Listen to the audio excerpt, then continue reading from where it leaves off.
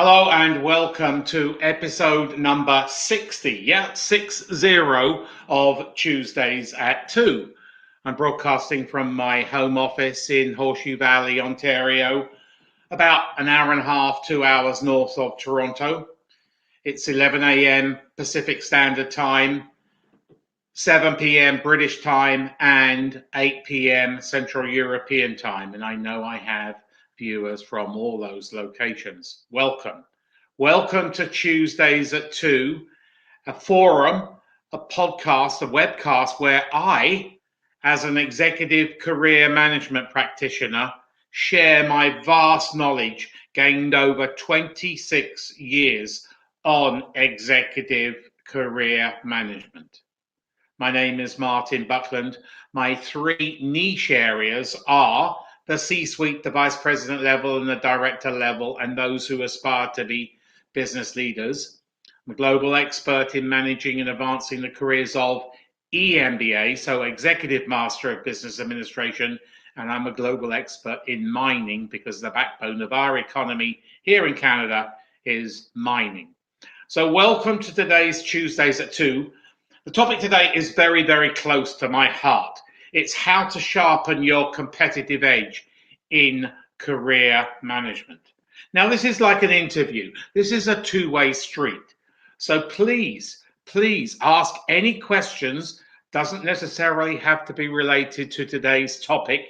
Any questions that's on your mind that you want to share with the world and what you want me to answer on this webcast.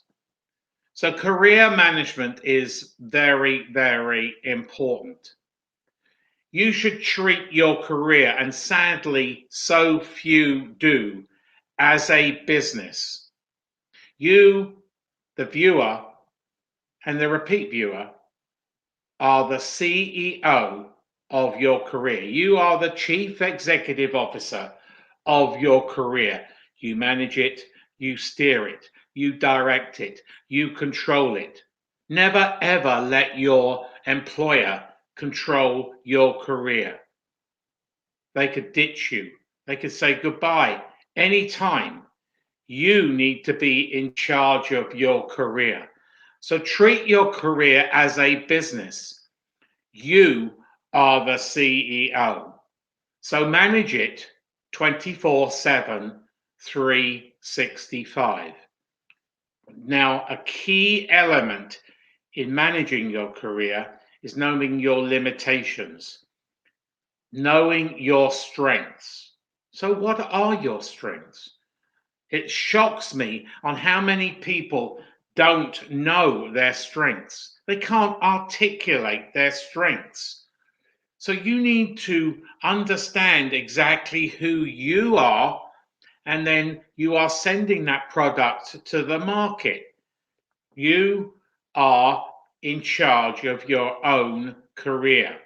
So understand your strengths, focus on the strengths, but understand your weaknesses. Nobody in this world is perfect, although some people will tell you.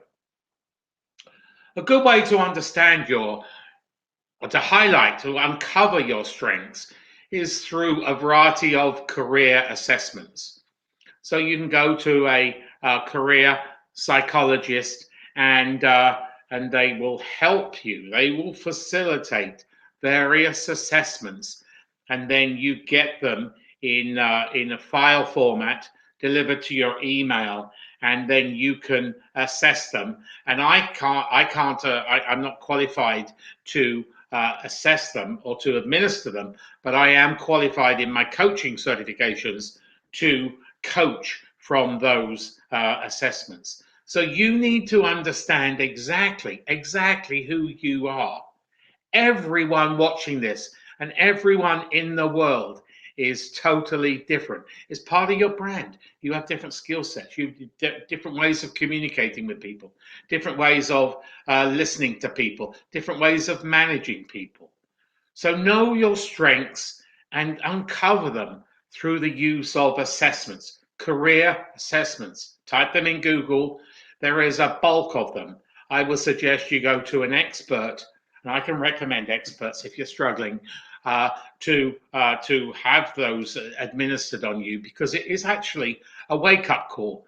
Yeah, there's some stuff you might not want to find out, but you find out about the good and the bad. So a career assessment will help you advance your career, manage your career 24/7, 365. Know your strengths, know your weaknesses. Know who you are. Many people have no idea on exactly who they are, what they can bring, their value add, their differentiator, their competitive edge. That's part of their personal brand. Each one of you watching today has a different personal brand, a different brand. Now you look at corporate brands, and they each differentiate, they're each different from each other, even though they may be in the same sector. So, what is your personal brand? Know exactly who you are, and then build your personal brand. Be very proud of your personal brand and make it a resonating statement, a very captivating, a very enticing statement. Who exactly are you? Because when we go into recruitment mode, we hire products, and you are that product, and you have a brand. It's pretty simple. I break it down in my coaching to the basics, the realistic basics. So know who you are, and then build your brand, your personal brand, around your assets and attributes. If you're having difficulty with it, I can help you, or your friends, your family can probably tell you who you are. What is your value add? What is so special about Mary or Mark or Paul or Raj? You have a personal brand. Then you also need to get into the mindset. You need to change your mindset into a sales mode. You are a salesperson. As I said, you are a product, and you're sending that product to the market. So what is your personal brand is your sales proposition. But you need to get into the mind to sell yourself. So those functions, engineering, finance, are more introverted, have difficulty in selling themselves. So get into the mind that you are a that you are a salesperson. You are a product, and you're sending that product to the market. And then second to that, we hire people not because of their responsibilities. Yeah, at a certain level, we know you have certain responsibilities. We hire you because of your performance, because you can make money, save money. The list goes on and on. We become a very performance driven society. So, yeah, that goes with your culture. Some cultures are humble, there's nothing wrong in that. But you need to come out of maybe being humble, and you now need to sell yourself. Think, sell. You are a product. So please feel free to ask any questions at all. Put them in the comment line, and I will answer them as this webcast unfolds. So think accomplishments. Think you are a salesperson, selling yourself. Because when you go into a job search, you are in a race to the finish, and you want to be considered number one, the number one candidate in that talent pool that they have.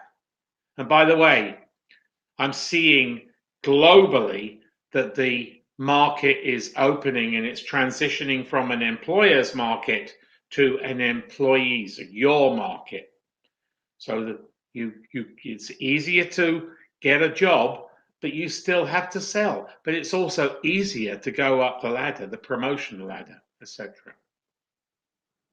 So once you've got all those questions answered, you understand your brand, you've got your accomplishments, you know your strengths, you know your weaknesses. Now is the time to prepare your career plan based on the answers from those questions I just proposed to you.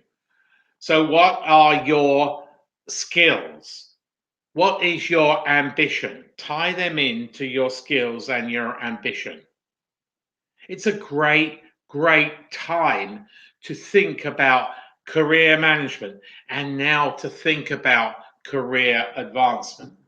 We are starting in September now, which last week I would have talked about had I been online, why September is a good month. September, October, November and December are all good hiring months because they're ramping up for 2022.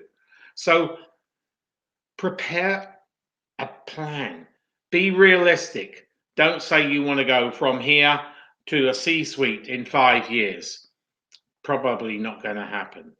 You have to go through various steps, various stages, various titles, various promotions to get to that C-suite. But if you have that ambition, articulate that in your career plan.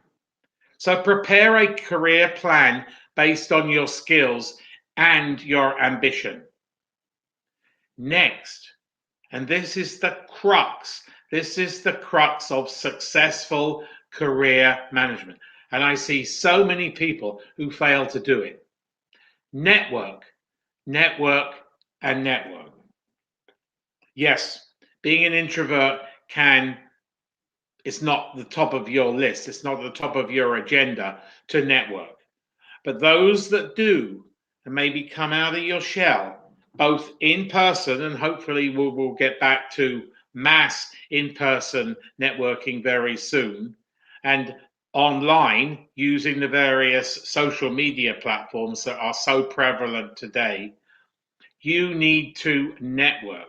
Those people with only a small network will advance their career or be stagnant in their career, but those people with a huge network, a massive network, can tap into that network. Everybody you have in your network has a network.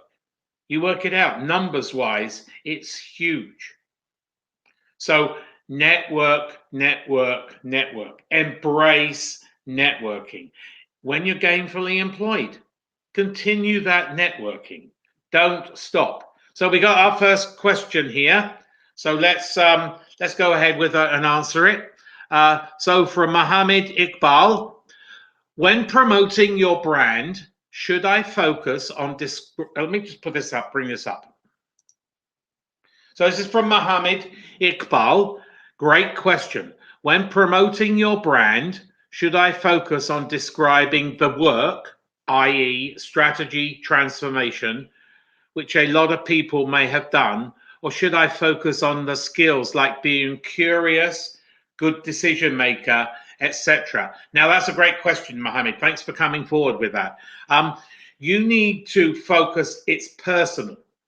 So it's a personal brand. It's your personal, unique promise of value. Yeah, you may be great at strategy, you may be great at transformation, but in your brand, show that your personal assets. So your skills like being curious, decision maker, etc. So hopefully that answers your question. I'm really passionate about personal branding and marketing my clients and preparing a very resonating, a very sharp, a striking, captivating, excuse me, personal brand. You have a very unique personal brand, I'm sure, but you need to clarify that and articulate that. And then you be prepared to defend that as well in an interview. Why did you choose that personal brand? So great question. Thanks for asking that, Mohammed. Great question. So a personal brand is your very unique promise of value. So you need to network. You need to become an expert. If you were in a hiring position, you would hire experts. An authority, somebody who is become an expert in a particular niche or a skill set or a particular industry. So think about marketing yourself through extensive network, but also becoming a known thought leader, authority, or an expert with particular skills or within your industry. Because coming back to that product, we hire people who have got niches, who are experts, who are authorities, thought leaders in their particular skill set or their industry. So hopefully that will help you too. So you need to have visibility. It's no use you hiding in the closet, hiding in the cupboard. Jobs don't come to you in the cupboard, in the closet. They come to you because you are visible. You are articulating through social media and other platforms, the internet generally, your expertise, yourself, your personal brand, your competitive edge, your differentiator. Remember, you are in charge of your career. You are the CEO of your career. Embrace it now. So, visibility using social media. We are so lucky today to be in the social media age. Can you imagine what it was like to market yourself 20 years ago? We didn't have LinkedIn, we didn't have Facebook. The internet was very fragile. Today it's robust. It provides the opportunity for you to become known, not just within your own region, not just within your own country, but globally. So think about it globally. So become visible. Don't hide in the closet or elsewhere. Be active. Be active 24/7, 365, even when you're happy in your career. Because as the economy strengthens globally, executive recruiters and other people will be looking for your talent right now. You may be happy, but there might be a dream job that comes up from an executive recruiter that you really can't turn down. So you need to be prepared. You need to have that visibility. So use LinkedIn, use Facebook. I prepared lots of videos on my YouTube channel talking about how to be visible, how to use LinkedIn, using other social media, sharing content, making content, and commenting. It's a platform. All those social medias are a platform for you to market yourself. So be visible. Don't be hidden. Those that are hiding very rarely get leads. Those that are visible and open and out there, easy to find out exactly who they are with a dynamic, fully complete LinkedIn profile, will be found a lot earlier. When we're talking about LinkedIn, remember, it's not a skeleton. You need to fill the nuts and bolts, everything from top to bottom. It's all character sensitive. Each section on LinkedIn has a certain number of characters. Fill that out right from the top to bottom because Google will find you a lot easier. Google can be your best friend. And then if Google finds you, you can bet your bottom dollar that executive recruiters and other influencers will find you a lot faster. Even if an executive recruiter contacts you, you don't have to accept that job. Don't feel compelled, but you are building a relationship. So that brings me on to my next topic, executive recruiters. Embrace executive recruiters within your overall career management. Now, yeah, they're tough to build relationships with and conquer the fear of rejection. But you need to have, if you are an aspiring business leader, director, vice president, and definitely the C suite, and anybody, an EMBA, you need to have executive recruiters in your network. But don't just have them in your network, retain them, maintain that relationship. So if you are gainfully employed, every 6 months or so, tell them you're having a great time at ABC company. However, I'm managing my career and I am always looking out for my next opportunity. So here comes another question. So let's go into that one. Ricardo, good, Ricardo. Oh, follow me on Twitter. Yep, sure, I will follow you. You can follow me at Elite Resumes. At Elite Resumes. So Twitter is also a great platform for you to market yourself. Open up, get the chatter going about you, positive chatter. So executive recruiters can bring you huge value to your career. But the trick is maintain those relationships. Don't just drop them when you're gainfully employed. And there are recruiters who specialize in every single niche that you can imagine. Uncover those recruiters and try and get their attention to put you on their list. So when they've got a job that fits your skill set, there you are.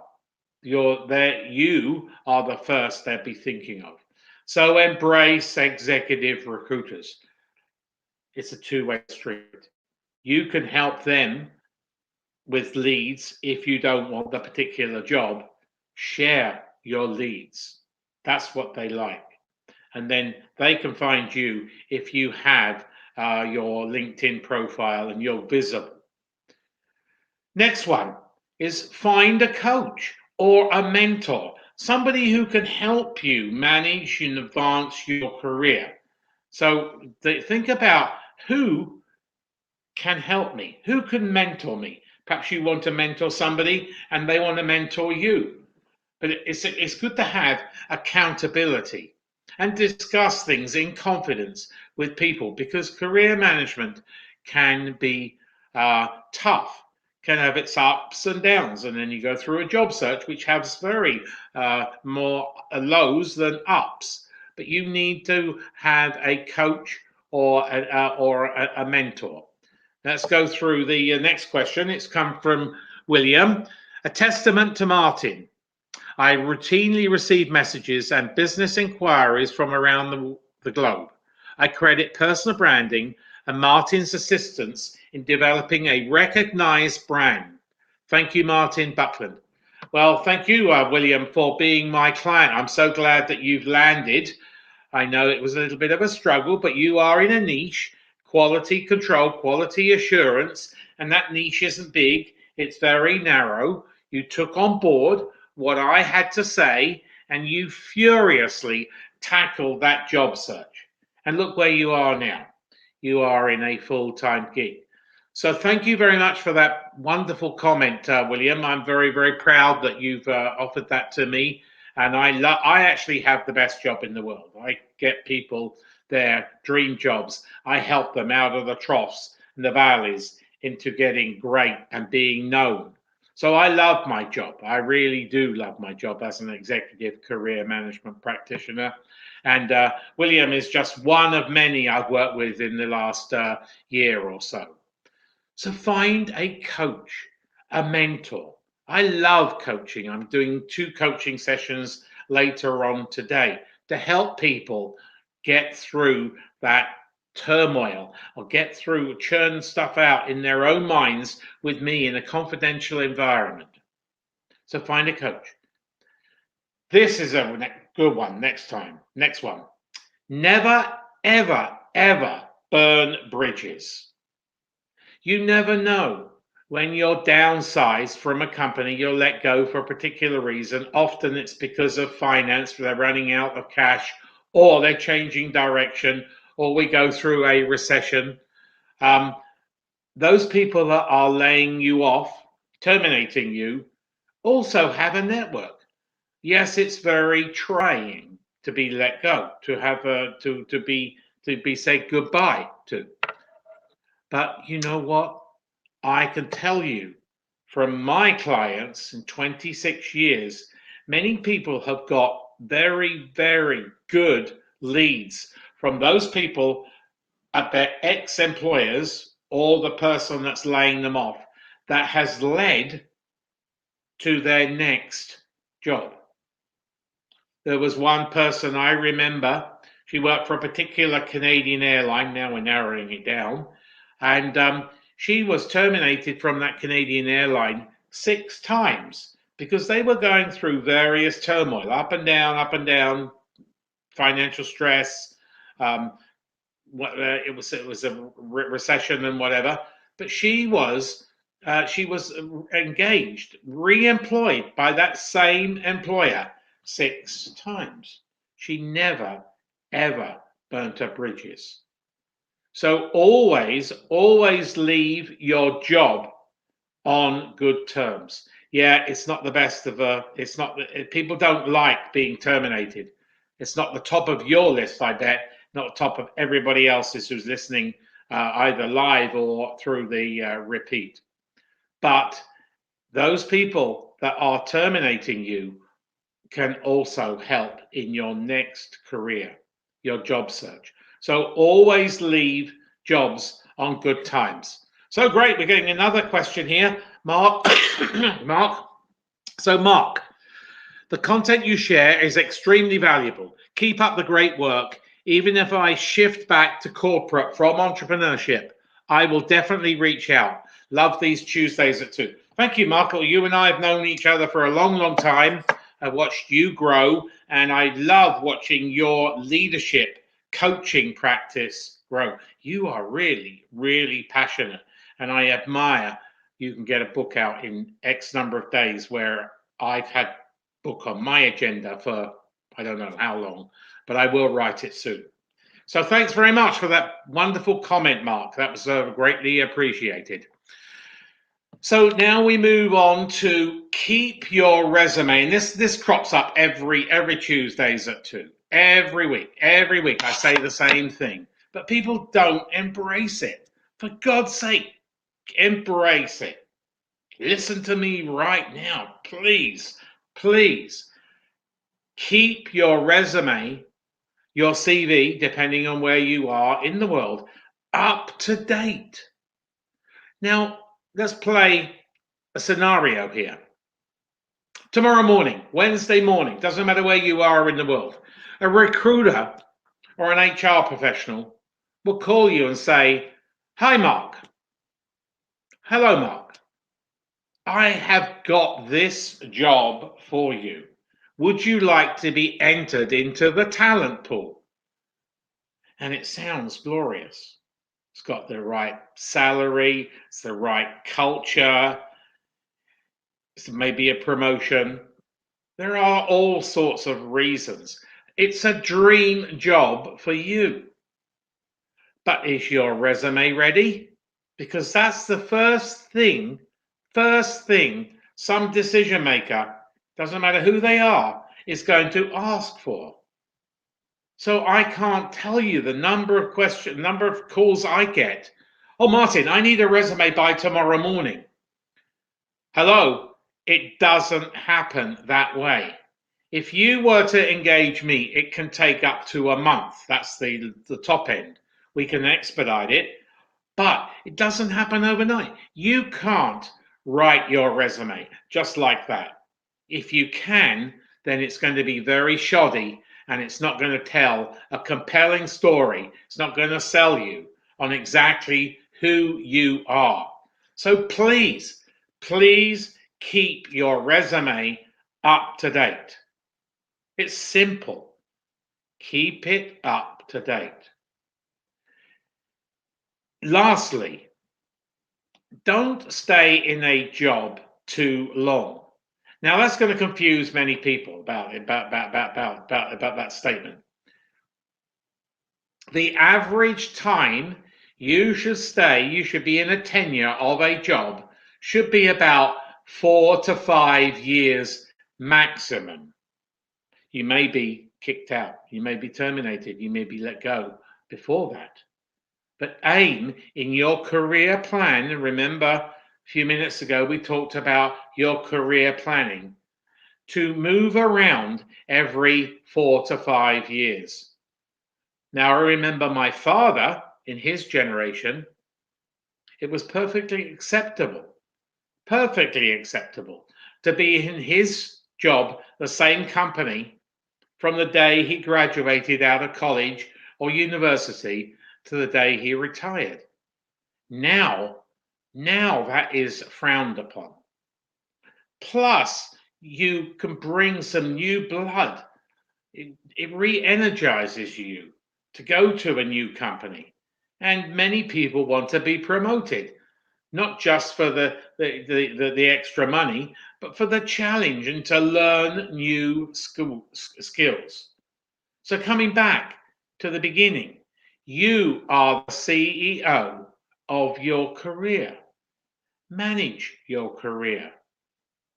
2 tips to round this off, and please come together with any more questions. Excuse me. Conquer your fears.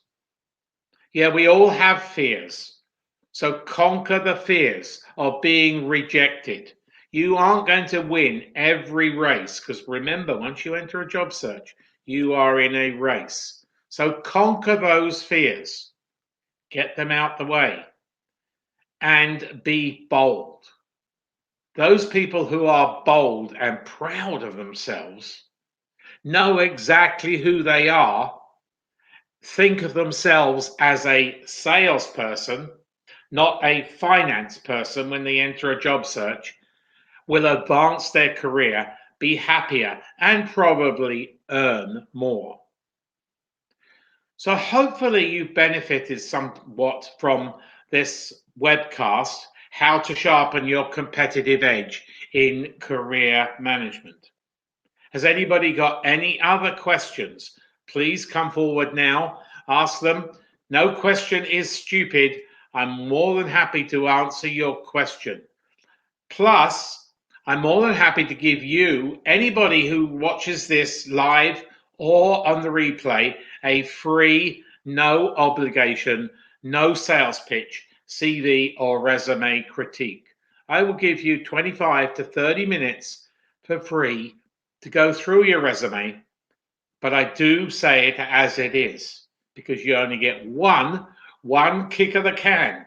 And in today's world, when the resumes or CVs are assessed by a computer, not by human eyes, you can be kicked out of a job search just like that, swiftly, even though you may be the perfect candidate.